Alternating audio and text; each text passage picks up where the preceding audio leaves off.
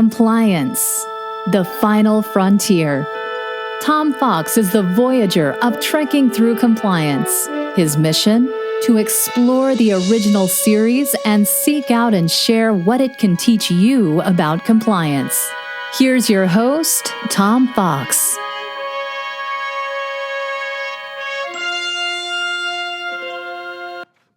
Trekking Through Compliance, Episode 67, The Empath. In this episode of Trekking Through Compliance, we consider the episode The Empath, which aired on December 6th, 1968, and occurred on Stardate 5121.0. Story synopsis. When the Enterprise stops to pick up a scientific staff, Linky and Ozaba, from the planet Meridian 2, which is in orbit around a star about to go supernova, Kirk, Bones, and Spock discover the station has been abandoned for 3 months. Meanwhile, Scott reports a massive solar flare measuring 3.5 on the Ritter scale, not Richter. Kirk informs Scott to move the Enterprise to a safe distance until the flare passes, putting it out of communication range for 74.1 solar hours. The landing party reviews the tapes to see what has become of the scientific staff.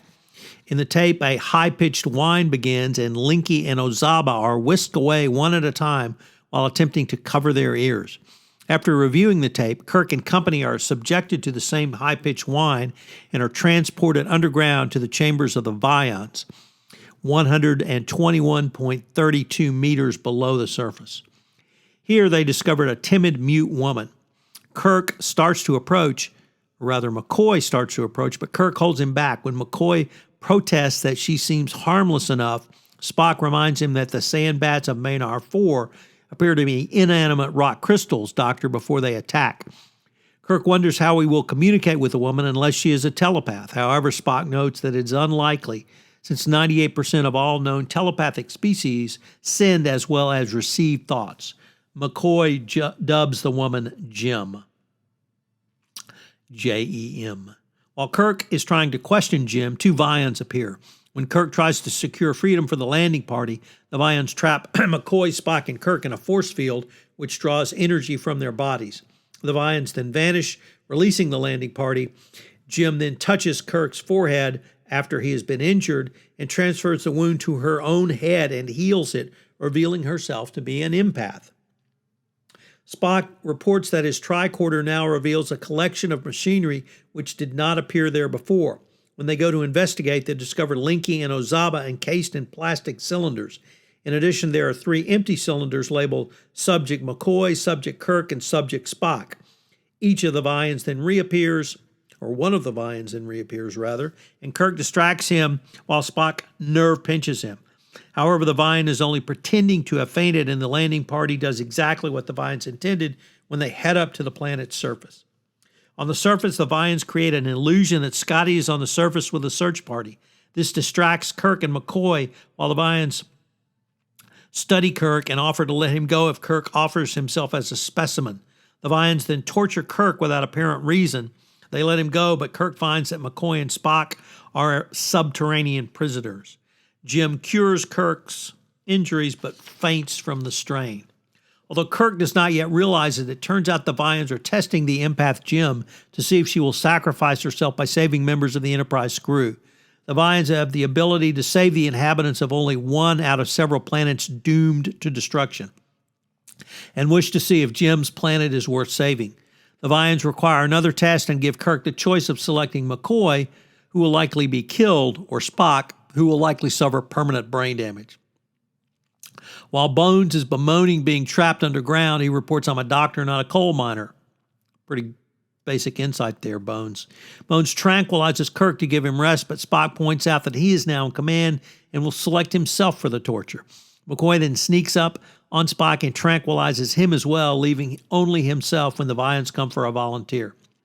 When Spock awakens, he adjusts a control device he has obtained from one of the Vions to operate using his own brainwaves and transport Kirk and himself, including Jem, to the torture chamber. They find McCoy is tied up and nearly dead with almost no pulse, significant internal injuries, bleeding in the chest and abdomen, hemorrhaging in the spleen and liver, and 70% kidney failure. Jem attempts to save McCoy but stops before she kills herself in the process. She tries again, but McCoy pushes her away. The Vians appear and watch the spectacle, locking Spock and Kirk inside force fields.